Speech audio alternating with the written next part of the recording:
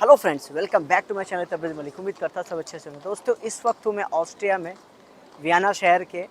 ये है main town busy area, जहाँ पे दुनिया की हर एक बड़ी ब्रांड, मॉन्ट ब्लैंक होगा, गुच्ची हो जाए, पीछे लुइस वेटी है, मतलब जो भी नाम है या जो हमको मुंह में भी नहीं आता वो भी सारे नाम है, आप पीछे देख सकते हो। यहाँ पे शहर पे खड़े होकर वीडियो बनाने का सबसे बड़ा रीज़न क्या है, आपको थोड़ा बताना चाहूँगा।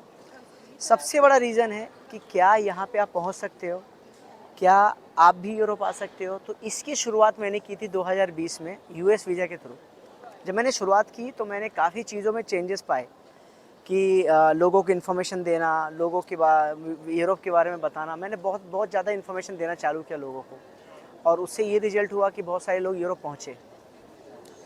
लेकिन दोस्तों, यूरोप जो लोग नहीं पहुँच पा रहे हैं या जिनका डिले हो रहा है, उसमें गलती ना आपकी है, ना मेरी है, ना कंपनी की है।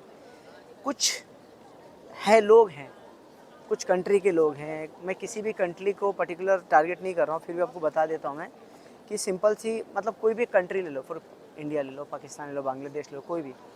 उन लोग ने क्या किया, जब हमने किसी, जैसे एग्जांपल, किसी कंपनी में काम करने गए, तो काम करने के बाद हुआ क्या कि जहाँ पे उनको 1000 यूरो मिल रहा था, वो 200 यूरो के चक्कर में तुरंत छोड़ के चले गए, इन्फॉर्मेशन नहीं दिए। या फिर उनको ऐसा लगता है कि पासपोर्ट पोर्तुगाल जल्दी देगा, तो पोर्तुगाल भाग गए। अब पोर्तुगाल बंद किया तो लोग स्पेन भाग रहे हैं, पोलैंड भाग रहे हैं, स्लोवाकिया जा रहे हैं। मतलब एक कंपनी में रह के टिकते ही नहीं है। उससे क्या होता है कि जो एम्प्लॉयर होता है वो कंप्लेंट जो है ना फाइल करता है, मतलब मिनिस्ट्री में, लेबर में, या फिर इंटीरियर में, फॉरेन मिनिस्ट्री में, कि बंदे आए थे भाग गए। तो ये बहुत सारी चीज़ें हो रही है। इसमें क्या होता है कि आपको परमिट मिलना मुश्किल हो जाता है। अब सॉल्यूशन क्या है इसका? इसका सॉल्यूशन सिंपल ये है दोस्तों, कि जिससे भी आप काम करा रहे हो ना, उस पर थोड़ा सा ट्रस्ट रखो। क्योंकि यूरोपियन यूनियन ने जून के महीने में, जो जून अभी गया है ना, इसमें काफ़ी कानून में चेंजेस हुए। आप गौर करो, पोर्चुगल ने एंट्री बंद कर दिया, पोलैंड ने अपॉइंटमेंट बंद कर दिया, ऑस्ट्रिया अपॉइंट मतलब दे ही नहीं रहा है, नॉर्वे बहुत टफ हो गया, चेक रिपब्लिक तो पहले से ही टेंशन वाला था। काम में जो 2 महीने में काम होता था, 4 महीने में होने लगा। जो वर्क परमिट, जैसे एग्जांपल है, स्लोवाकिया में पहले होता था कि आप कोई भी कंपनी डायरेक्ट खाली ना प्रोमिसिंग नोट बोलते हैं उसको, जिसको वर्क परमिट हम लोग बोलते हैं, वो दे के वीज़ा मिलता था। लेकिन अब वो नहीं है।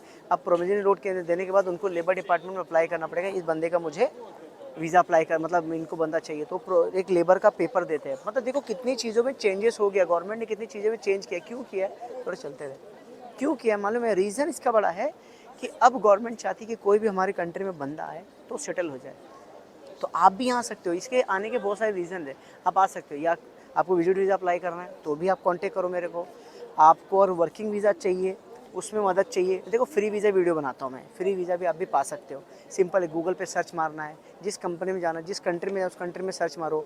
आपको लगता है कि भाई चलो कि क्रोएशिया में जागरेब है, या माल्टा का वेलेता है, या फिर स्पेन का बार्सिलोना है, उस सिटी में जाओ। उस सिटी में जाकर गूगल मैप पे सर्च मारो, मैं warehouse worker, factory worker, search मारो। जो भी आपको दिखता है, जहाँ पे ज़्यादा, जहाँ पे इंडस्ट्री दिखता है, उसमें जाके सर्च मारो। आपसे उतना नहीं हो पा रहा है तो हमसे लो, हमारी मदद लो, हम आपको मदद करेंगे। विजिट वीज़ा के लिए आपको मदद करेंगे।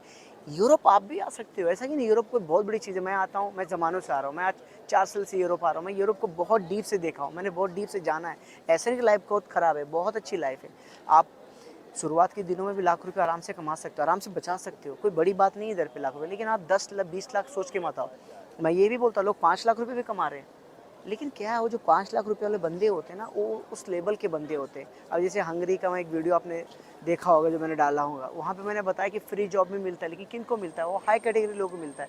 तो आप भी अपने सपने पूरे कर सकते हो, ऐसी कोई बड़ी बात नहीं है।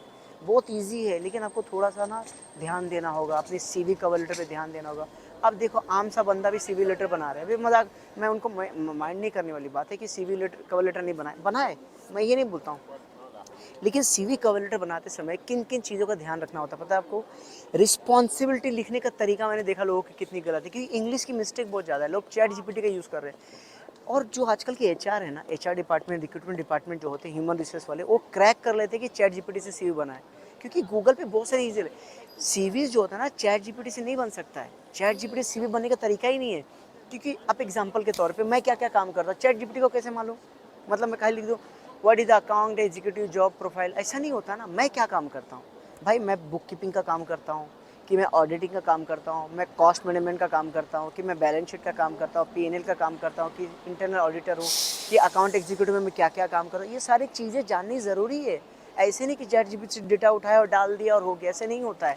कवर लेटर बड़ा इंपॉर्टेंट है। कवर लेटर में क्या डालना है, कितने पैराग्राफ में खत्म होना चाहिए। एक पैराग्राफ में देखता हूँ किसी का एक ही पैराग्राफ में सब खत्म हो जाता है। बहुत बड़ी गलती करते हैं।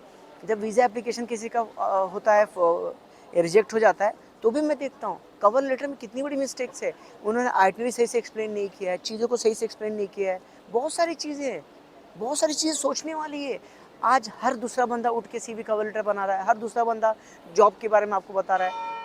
मैं किसी भी यूट्यूबर को, किसी भी इन्फ्लुएंसर को ख़राब नहीं बोल रहा हूँ, और कोई माइंड भी ना करे। मेरा ये कहना सिंपल है कि यार English is very important for making such kind of things. Cover letter हो, सीवी कवर लेटर हो, आपको आइटनरी बनाना हो, आपको सही से फाइलिंग करना हो। क्योंकि फाइलिंग आपको क्या लगता है, मतलब चेकलिस्ट उठाए और उसके हिसाब से डाल दिए, ऐसा नहीं होता है दोस्त। मैं जब खुद का वीज़ा भी अप्लाई करता हूँ ना, इतने बंच रहते हैं मेरे, मुझे पता है क्या क्या ऐड करना है।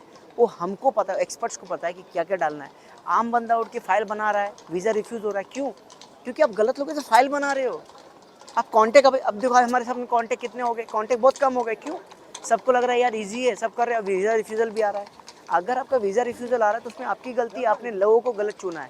लोग एक कमरे में बैठ के एक बैकग्राउंड चेंज करके वीडियोज़ को बना रहे हैं, ऐसा नहीं होता ना, ऐसा नहीं होता है भाई। अगर मैं यूरोप में आया हूँ तो मतलब मेरे पास कुछ है काबिलियत, मेरे पास मल्टीपल वीज़ा अगर मुझे यूरोपियन कंट्री देती हर साल के लिए, तो मेरे पास कोई काबिलियत है। अगर मेरे पास कनाडा वीज़ा है तो कोई काबिलियत है। अगर मैं यूएस, कनाडा, न्यूजीलैंड का वीज़ा है तो काबिलियत है ना भाई। 15 साल से दुबई में रहा तो कुछ काबिलियत तो है। तो ऐसे ही होता है, अगर यूरोप आना है तो बहुत सारी चीज़ों को सोच समझ के आना है दोस्तों।